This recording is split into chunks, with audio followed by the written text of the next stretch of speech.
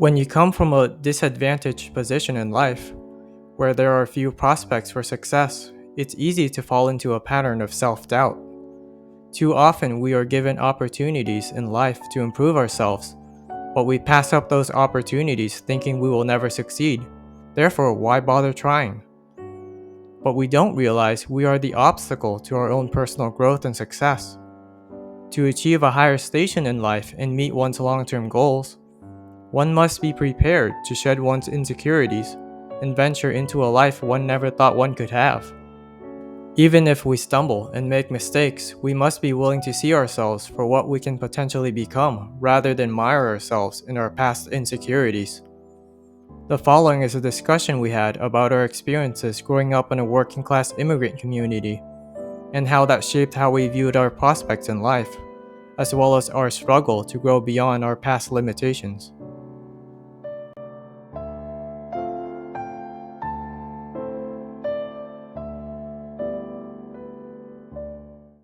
Yeah, dude, learn helplessness. I still struggle with that. Well, in the sense that I hope at least my family can undo that way of thinking because it really doesn't serve them. Especially in today's time, like we're all doing our best, and if anything happens, at least we can say we tried, right? So yeah, a lot of common phrases I would hear from my family is you can't do it, you shouldn't. Like you don't have the skills to, you're in over your head. But they had no better solution for me either.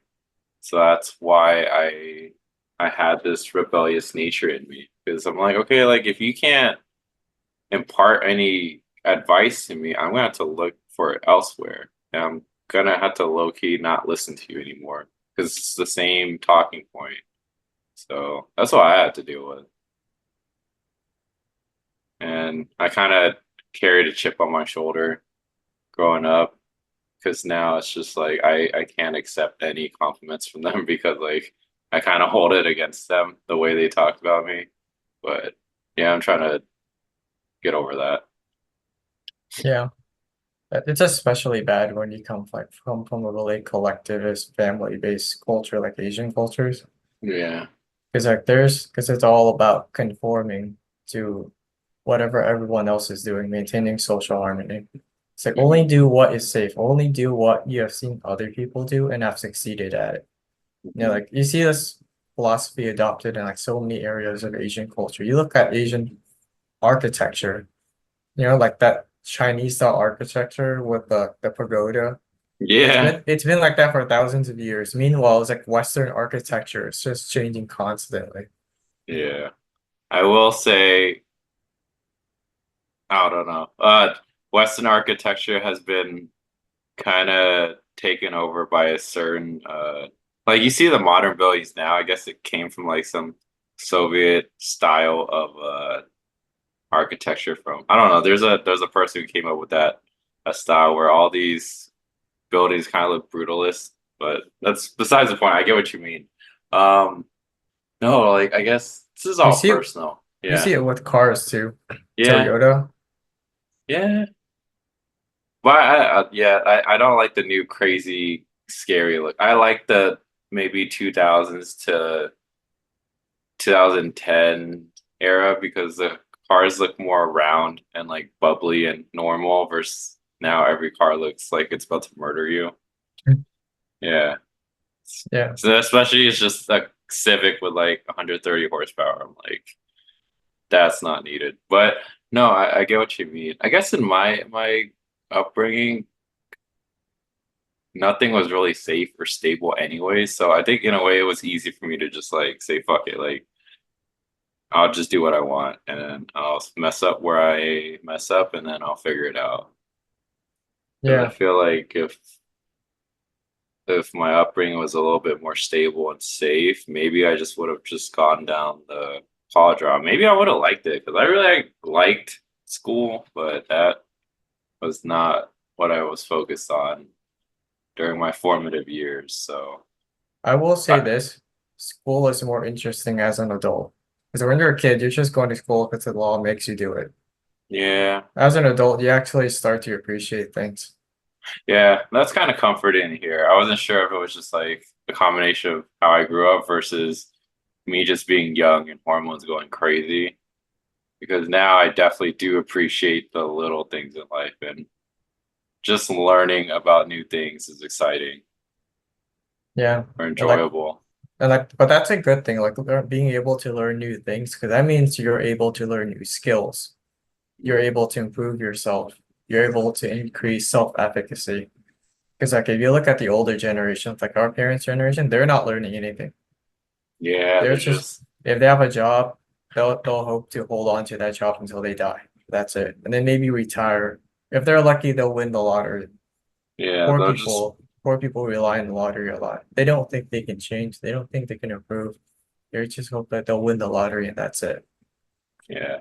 But Like we that's not the talk mentality that middle or upper middle class people have. Like you look at the upper class, the upper crust, they're yeah, constantly expanding their business. You look at Jeff Bezos, he's yeah, expanding into everything. He's yeah. constantly learning how to get into different industries. Yeah, I imagine most upper class. I've met a few upper class women, and I will say I guess I mean, they afford the luxury too, but I feel like they stick to what they know, which got them like extremely wealthy. And now it's just compounding, whether it's real estate or stocks, it's that compounding effect of like doing what works. But no, I do agree that, we talked about a bunch of things, and hopefully people can take away something out of this, like the ability to adapt and, like you said, learn and change and grow. I feel like that's the most vital skill you can have in any era or any job market, is if you can pivot. Because if Yeah. you just focus on the one thing you want to do, and if that doesn't work out or it's too saturated or it's going away, you can't just sit there and be like, well, this is what I studied, that's it, and I can't learn to do anything else. Yeah. I think the key is like, because like what you said about like the old money people, like they stick to what they know. It's like they know that that's what works for them. And they know Yeah, it's created tons of success for them. And so they're not going to give that up.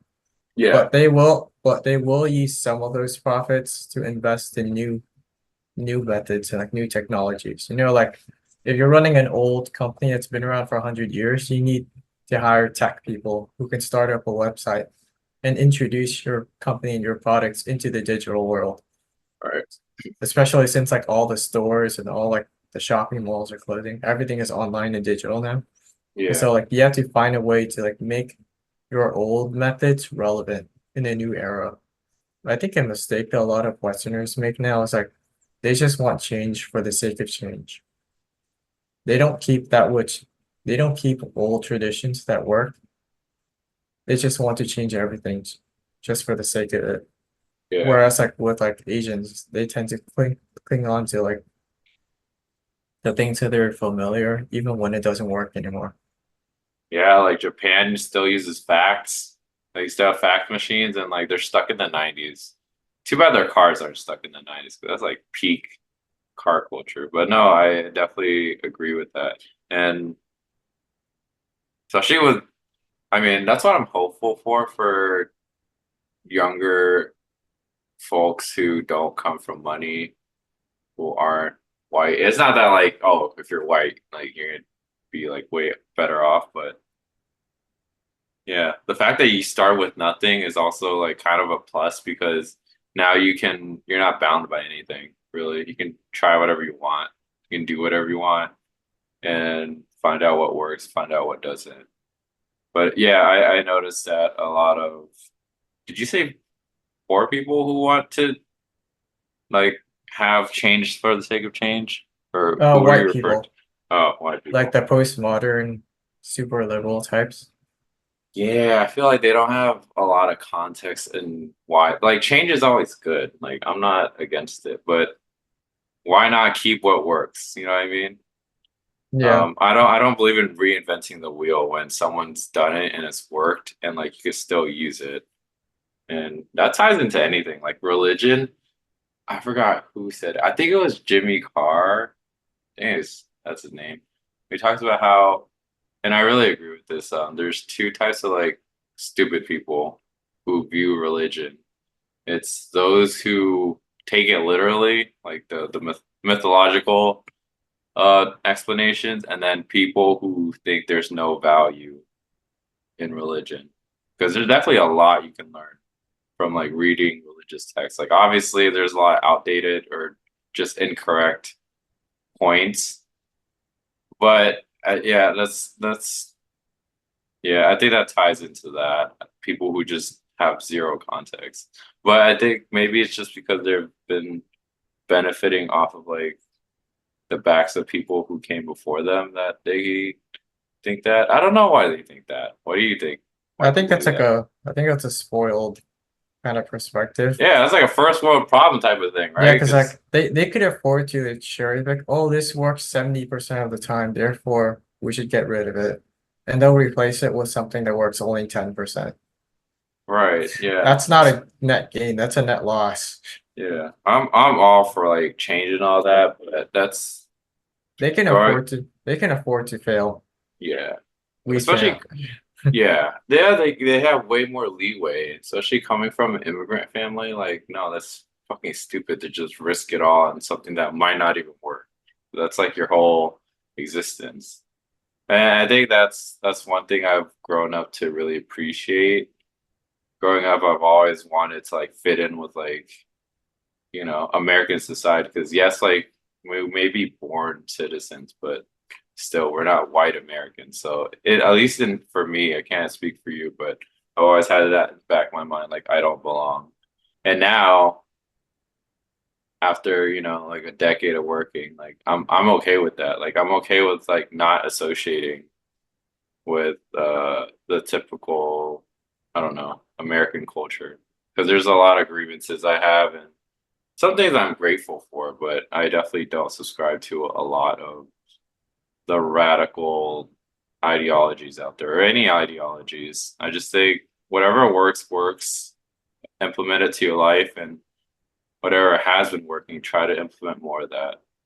It should just be that. I'm not married to any ideology or political stance or anything like that. What do you think? Yeah, because I think part of that kind of ties into the idea of like people who grow poor and they kind of have that learned helplessness mentality. They'll tell themselves like, oh, like I'm this kind of person. I'm not that kind of person. I cannot become that kind of a person. That's too alien. It's too foreign for me. I'm used to being poor. I'm used to being a minority. I can't learn the ways of the other group. But that's not necessarily true. It's like if you keep telling yourself that, then it's going to become a self-fulfilling prophecy. Right, But you can't teach yourself how to navigate through circles that you're not familiar with.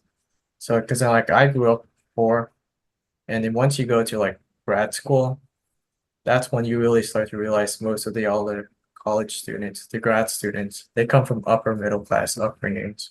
They all have parents who went to college. So you're the only one who doesn't come from that upbringing. You have to figure everything out by yourself. And like a yeah, lot of people come out of that feeling insecure. They feel like they can't blend in with all these white upper middle class grad students. But then for me, that wasn't really the case. Because it's like, even though I grew up poor, I was never like super ghetto or anything. So I never had to like code switch like crazy. But at the same time, it's like I've always been interested in exploring things that are outside of my upbringing.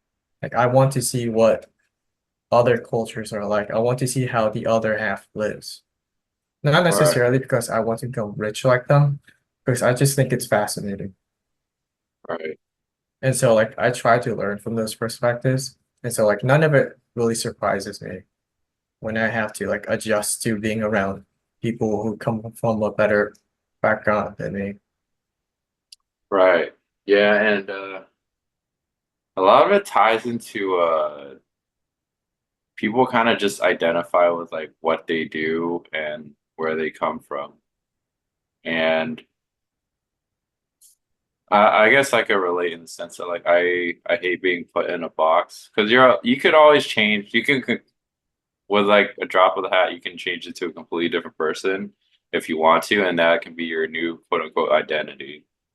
But as you learn, as you grow, as you do more things, as you try different things out of your wheelhouse, you become a different person.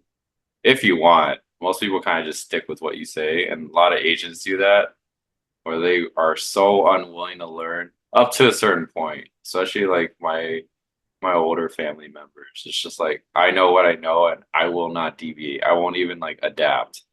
And I just feel like they're just getting older physically and mentally they're already dead in the sense that like you're not willing to adapt with the times, you know?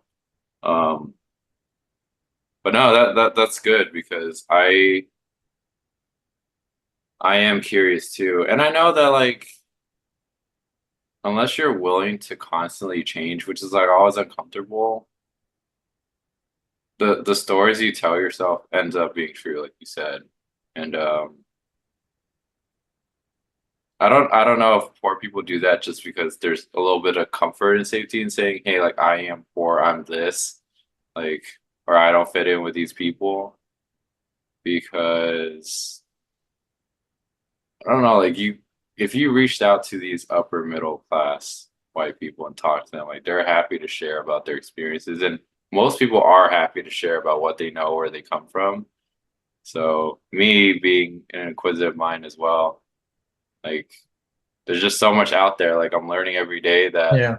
like why limit myself to saying like, oh, like I'm not in this social strata, so I'm not gonna associate with these people. Like even when I go dancing, I see that and people start forming cliques and it's very tribal. Like humans are very, very tribal. That's why when I hear people talk about politics or religion or like gender issues, I'm trying to take a step away, a degree away and like see people for like maybe kind of guess their emotions behind it because a lot of it is just tribal with a tribal lens, if that makes sense. And I'm starting to see that everywhere. And at least for me, I'm willing to talk to anyone and learn from anyone because even if I don't agree, like maybe a different perspective will maybe give me some insight that'll probably, I don't know, make another part of my life better. Or it's just good to know. I just think you always do the same things, talk to the same people, live in your bubble that you kind of create out of habit, you won't ever progress. And then life gets kind of dull too. Yeah, you've always had that inquisitive mind growing up, though. I've always noticed that about you. You've Yeah. always wanted to see what's out there and like learn. And I It's kind of did kind that. Yeah, go ahead. it's kind of tricky, especially when you're like a kid and you're starting to move out of your small hometown and meet different people. Because it's like then you'll have like your new friends and then you'll have your old friends. And it's difficult to reconcile the two. You kind of have to code switch. Yeah. And it's So you're awkward. so you're code switching in that sense too. And um yeah, you talked about that earlier, how, you were with your one group of friends, one working class kid at a park when you were younger in your neighborhood, and then your group of friends that were in a bunch of honors classes. They were also working class, but you know, you said there was a tension between those two groups. You Yeah, wonder why? because then like they think very differently. Because then it's like one group comes from like lower middle class to working class, but they're moving up. They're aiming up. They want to do better. Whereas the Okay, other group, it's like they're content with where they are and they're not going to change. And there's all right, not much you can do to get them to change, all right. to improve. Because like they'll just say, "Oh, I can't do it. Oh, I can't What do it." mhm.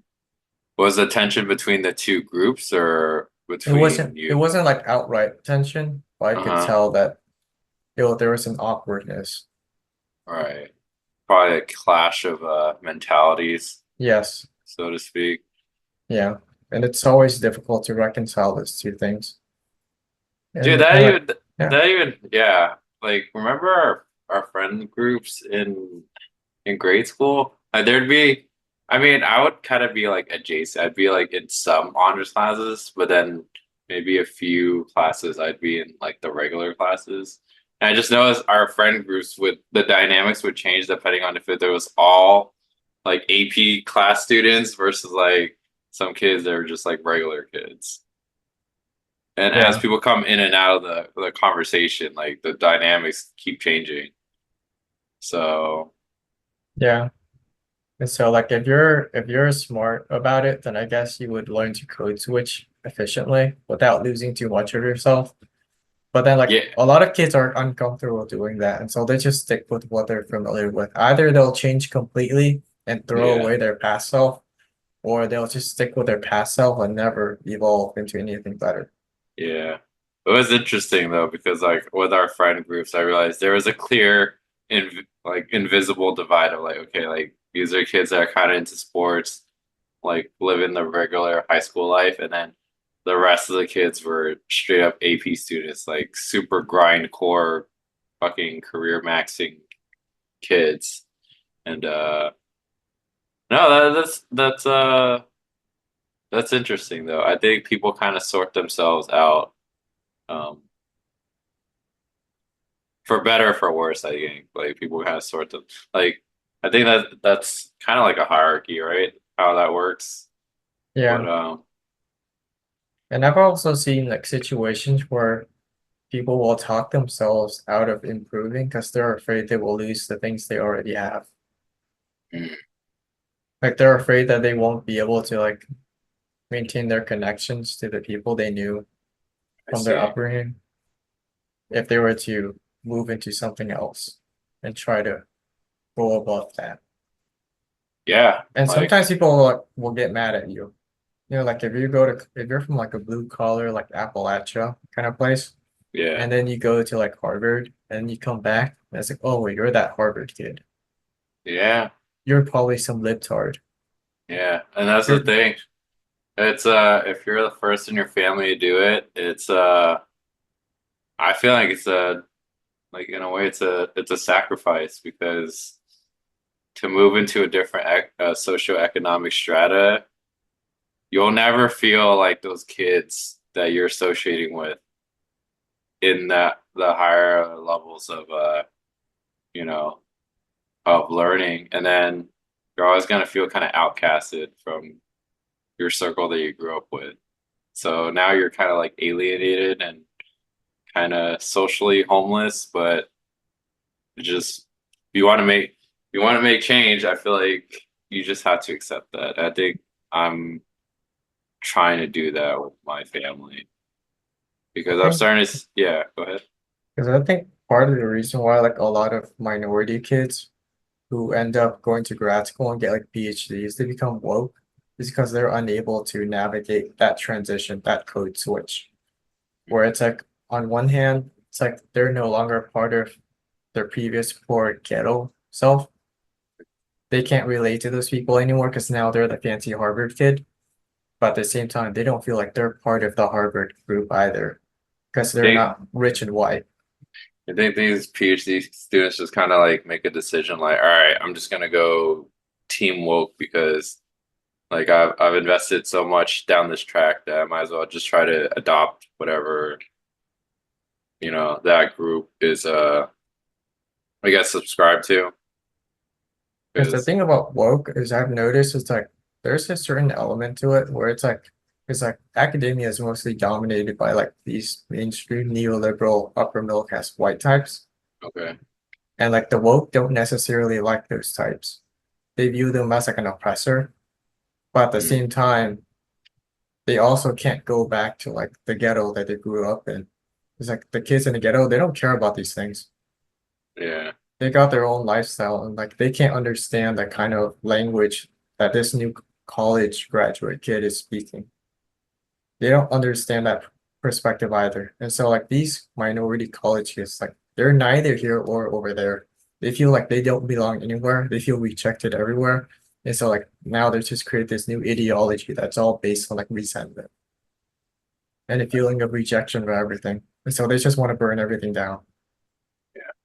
I just think in general, if you move up a economic ladder, you don't have to I don't know. I feel like you can kind of do both. Like you're definitely gonna be different in the sense that like you can learn from both, but in doing so, there's a sense of loneliness, but that's okay. Like, I don't know if I mentioned this in the last recording where just moving from like working class to lower middle class, like that was like a culture shock for me. Because I Yeah. realized there's like so many more levels of like wealth. And it's not that like wealth is the end all be all, but like it can't like moving up a ladder made me realize like there's a whole set of other problems that my family won't know because they never got to that level. So I'm Yeah. going through my own unique set of struggles, and they're happy for me, and I'm happy that I'm making them proud to a certain extent. But um, how do I how do I give you a good example? A good example is like when I went to Vietnam, like maybe 10, 13 years ago. It's been a while. 10 years ago. Where I was talking to one of my mom's good friend at the time, and she was living in a village. She's like, "Why don't you just move to Vietnam? Like you'd be living like a king." Like nowadays, remote work does it like it seems way more attractive in a lower cost of living area, but I just remember thinking like, oh, like I don't know, like she just knows what she knows. Like there's so much I couldn't explain to her like freedom of speech or whatever, or just having your own car or just having things. And maybe it's just part of it. It's just like the how I grew up, but I could see the disconnect. People really people don't really know what they know. They just have until they go through a certain experience, they only have an idea of it, you know. Yeah. But there's pros and cons to it. Yeah, I think as you move up, dude, you just got to accept the fact that you're not gonna fit in anywhere, and that's okay. You're a Yeah. maverick in the sense that, you know, if you come, like, it's admirable if you come from refugee family and you become a college graduate. Like, of course you're not gonna fit in. Like that's such a hard thing to go through. And like, how do you expect people who had a lineage of family members going through college to relate to that? They're so far removed. And of course, like your family wants you to do better. Of course, you're gonna be different. So I feel like if your former community shuns you in that sense, and they kind of got what they asked for. You know what I mean? I think it's just crabs in a bucket mentality if they kind of other you because you've moved up in life. You know, it should be a collective win, at least in your family. At least I think. Yeah. Yeah, that's part of the reason I think why people tend to have learned helplessness. Because Mhm. in some ways it's kind of safer. Because then you don't have to risk trying something new and failing. You know, it's like there's that line that Homer Simpson said. It's like I can't lose if I never played.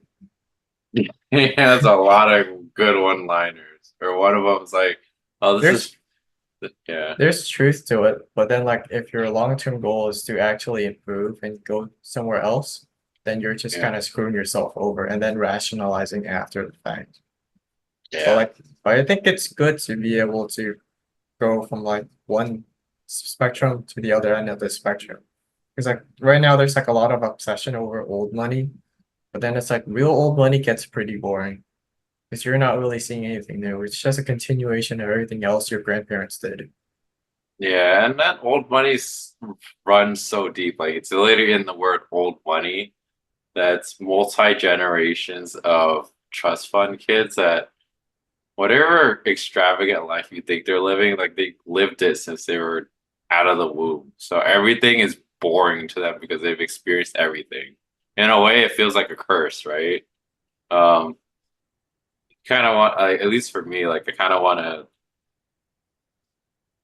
get a taste of like higher levels of success in stages. I don't want it all at once and then just be burned out. But that being said, yeah, like what were we talking about? About learned helplessness and changing?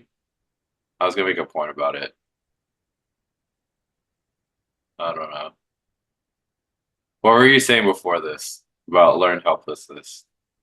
Basically, like a lot of people sometimes fall into the trap of using it as an excuse to avoid failing or trying something new. Because people are afraid of failing.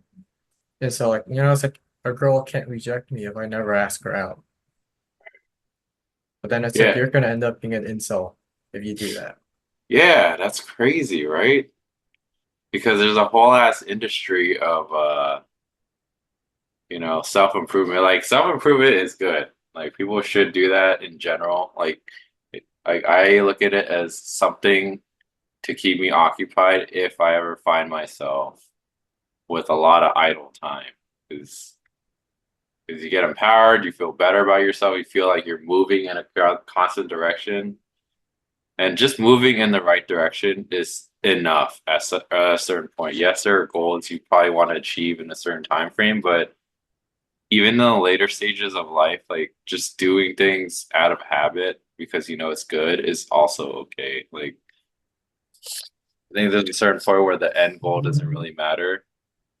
But no, I agree. Talking to a lot of Gen Z girls, I know it's like, the talks about, I don't know, angel numbers or manifestation. It's just kind of woo woo, but I do agree that like if you are always a pessimist and you're always a skeptic, which I'm very, very skeptical, if at least for me, if I don't kind of curb it, it ends up being like a self-fulfilling prophecy, you know?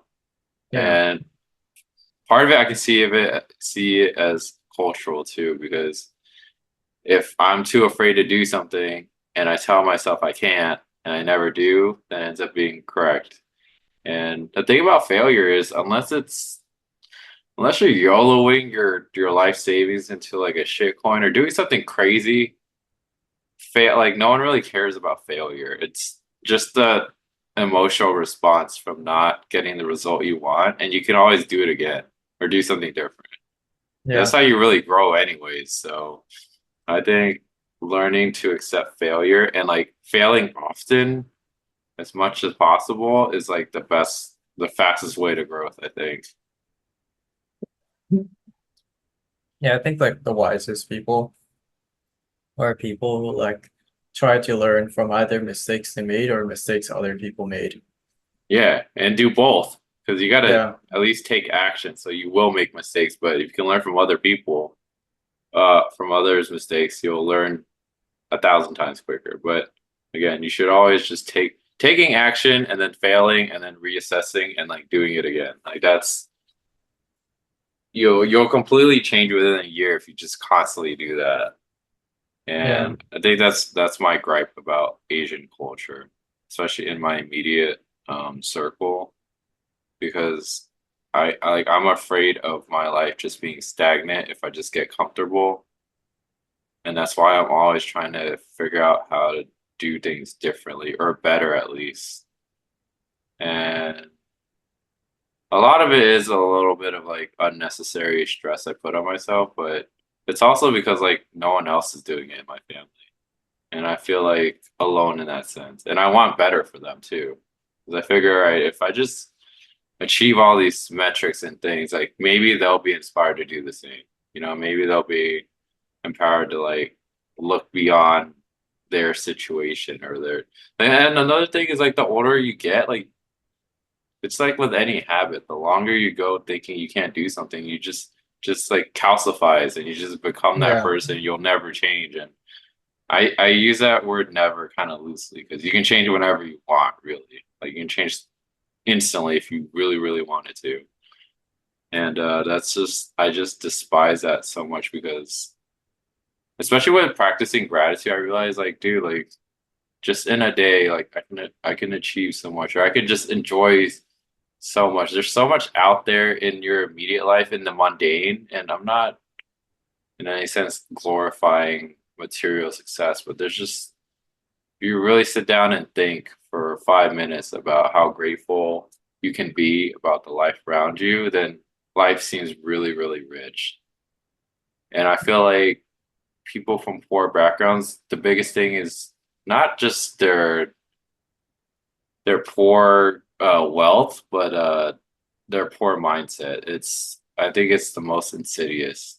Like it's for me, it's better to be a poor middle class or poor, you know what I mean? Like um I feel like if you have that poor mindset and you become rich, if you still have that mindset, I feel like the money would just kind of screw you. I think that's why new money kind of typically blows their money versus people who grow up in middle class, stable families with two parents. They tend to do okay, even if they end up not moving up the social ladder. Yeah. A lot of it seems like when poor people get rich, they fall into like insecurity traps. Everything they do is just simply from insecurity. Hmm. Whereas it's like if you come from old money, then you're more for you managing money is just habit. It's just an old habit that you've developed over the years that's paid off. Yeah, and you can have nice things, but like that's why I say Trump is like the